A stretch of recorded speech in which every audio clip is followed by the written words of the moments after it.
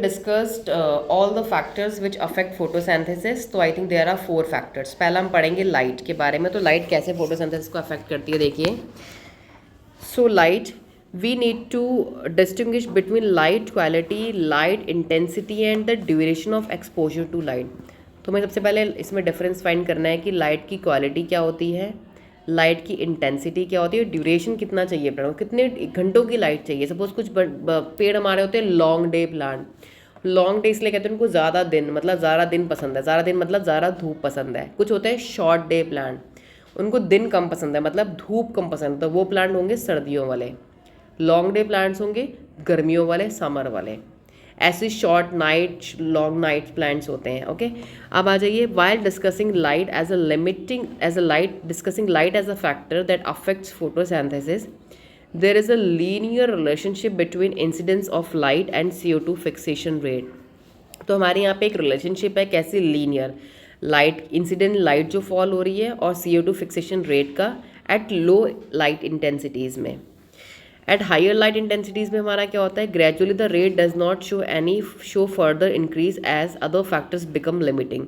अगर हमने कितनी भी ज़्यादा लाइट इंटेंसिटी बढ़ा दी तो प्लांट तब भी फोटोसिंथेसिस को ज़्यादा शो नहीं करेगा, ना बढ़ेगा, क्योंकि एक फैक्टर वहाँ पे कम हो गया, जो कि हमने ऊपर बताया, लो लाइट इंटेंसिटीज़ या CO2 अगर हमने कम कर दी। क्योंकि जो फैक्टर हमारा कम होगा उस पर ही डिपेंड करने वाली है फिर रिएक्शन। जब तक वो फैक्टर नहीं बढ़ेगा तब तक रिएक्शन का रेट नहीं बढ़ने वाला। What is interesting to note that the light saturation occurs at 10% of the full sunlight। तो हमने 10% लॉ भी क्लास 10th में पढ़ा था। तो हमारा देखिए लाइट का सैचुरेशन कब होता है? जब हमारी 10% फुल सनलाइट प्लांट्स में पड़ती है। Hence except for plants in shade और इन डेंस फॉरेस्ट, सिर्फ उन प्लांट को छोड़ के जो जंगल में, बहुत घने जंगल में होते हैं, ऊपर ऊपर बड़े पेड़ होते हैं, नीचे छोटे छोटे, उनको सनलाइट पहुंच ही नहीं पाते। उनके अलावा सारे प्लांट्स को करीब 10% फुल सनलाइट चाहिए अपना फिक्सेशन करने के लिए। 10% फुल सनलाइट, 10% किसकी चाहिए होती है? सन की चाहिए होती है। Hence except for plants in shade, light is rarely a limiting factor in nature। Increase in light beyond a point, increase in light beyond a point causes the breakdown of chlorophyll and a decrease in photosynthesis। अगर light बहुत ज़्यादा पड़ रही है direct, इससे भी plant को loss है। प्लांट की क्लोरोफिल टूट जाएगी, और जब क्लोरोफिल ही टूट जाएगी, प्लांट की क्लोरोफिल के मॉलिक्यूल्स टूट जाएंगे, तो फोटोसिंथेसिस का रेट भी कम हो जाएगा। तो you see now graph 11.10 graph में देखिए क्या दे रखा है। यहाँ पे लाइट इंटेंसिटी दे रखी है और यहाँ पे दे रखा है रेट ऑफ फोटोसिंथेसिस। देखिए जैसी लाइट इंटेंसिटीज़ बढ़ रही है, हमारा फोटोसिंथेसिस भी बढ़ रहा है, बट ज़्यादा लाइट इंटेंसिटी जैसी हमारी हो रही है वैसी वो सैचुरेशन पॉइंट में आ जा रहा है। It's getting saturated. समझ में आ गया? तो A से गया B में, B के बाद वो सैचुरेशन में हो गया। तो ये ग्राफ हमें यही रिप्रेजेंट कर रहा है। At higher light intensities, gradually the rate does not show further increase and becomes limiting। जैसी बहुत ज़्यादा लाइट बढ़ जाएगी तब वो हमारा क्या हो जाएगी? Light limiting. तो ये ग्राफ हमें यही एक्सप्लेन कर रहा है। Now come to the next factor, that is carbon dioxide. Next factor हमारा होता है CO2।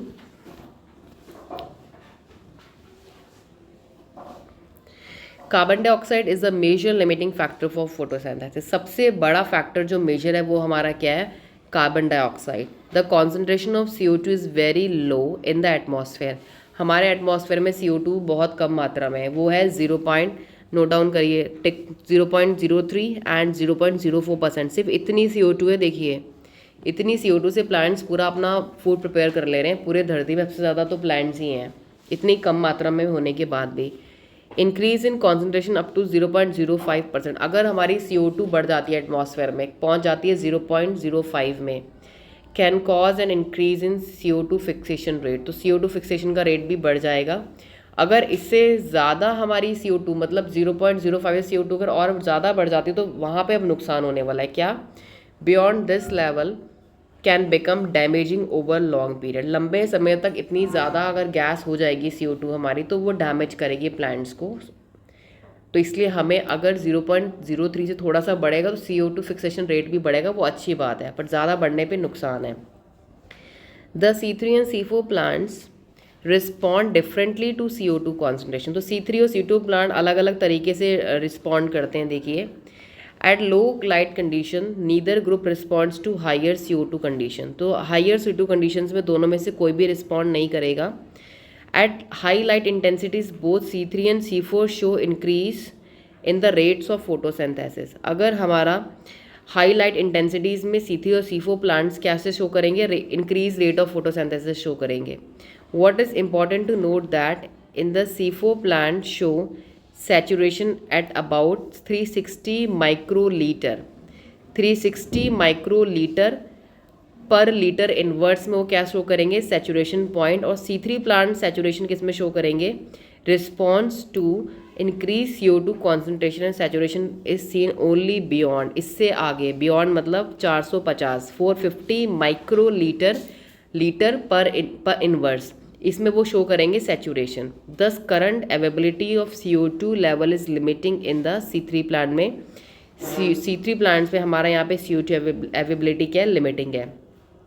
Now come to the next para, the fact that C3 plant response to higher CO2 concentration.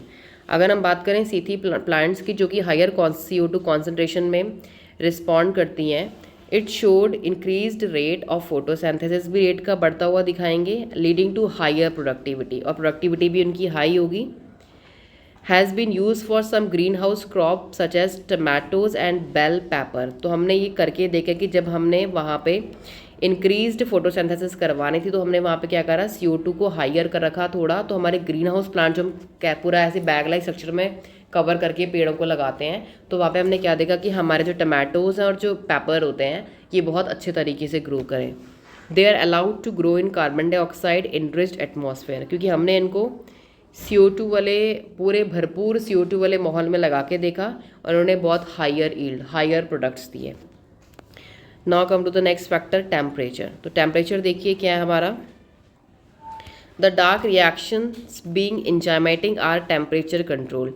जो हमारी डार्क रिएक्शंस होती हैं ये हमारी एंजाइमेटिक्स होती हैं, एंजाइम से कंट्रोल होती हैं और टेम्परेचर ही इनको कंट्रोल करता है पूरे तरीके से। Though the light reactions are also temperature sensitive, और ऐसी हमारी लाइट रिएक्शन भी टेम्परेचर सेंसिटिव होती हैं। They are affected to a much lesser extent. तो अगर टेम्परेचर कम हो रहा है ज़्यादा तो ये थोड़ा सा प्रभावित होते हैं, ज़्यादा नहीं थोड़ा कम होते हैं। The C4 plant responds to higher temperatures and show higher rate of photosynthesis. तो हमारे जो C4 प्लांट्स होते हैं ये हाई टेम्परेचर को रिस्पॉन्स करते हैं और हाई रेट भी दिखाते हैं, बट C3 प्लांट हमारा लोअर टेम्परेचर को पसंद करते हैं, इनको हाई टेम्परेचर नहीं पसंद है। The temperature optimum for photosynthesis, जो ऑप्टिमम मतलब फिक्स्ड प्रॉपर टेम्परेचर जो हमें चाहिए फोटोसिंथेसिस के लिए of different plants also depends on the habitat they are adapted to. तो किस प्लांट को कितना टेम्परेचर चाहिए डिपेंड करता है वो प्लांट किस इलाके में है। पहाड़ के ऊपर है तो अलग बात है, हिल्स में अलग है, प्लेन में है तो अलग। तो टेम्परेचर तो इन्फ्लुएंस दोनों जगह अलग अलग है, तो वहाँ पे टेम्परेचर की रिक्वायरमेंट अलग होगी, यहाँ पे टेम्परेचर की रिक्वायरमेंट अलग होगी। Tropical plants have a higher temperature optimum than the plants adapted to temperate climates. तो ट्रॉपिकल प्लांट्स को हाई टेम्परेचर चाहिए होता है as compare to temperate plants. जो टेम्परेट रीजन में प्लांट्स हैं उनको temperature as compare to tropical कम चाहिए होता है।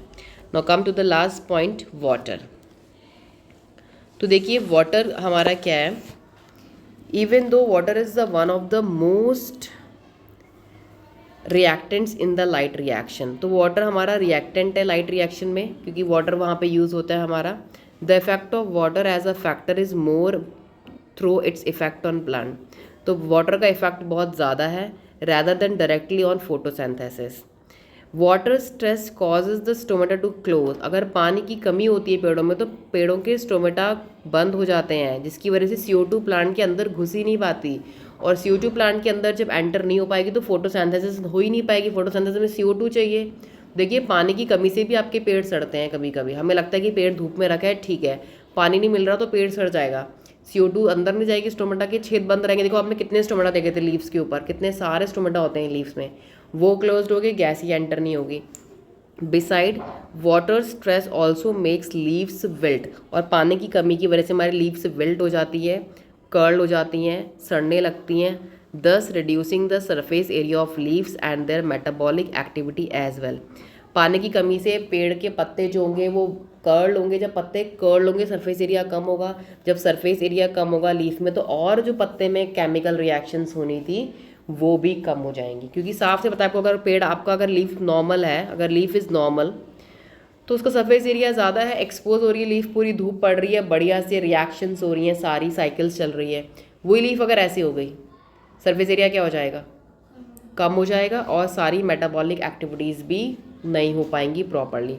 तो ये सारे आपके फैक्टर्स थे affecting photosynthesis. So this chapter is completed.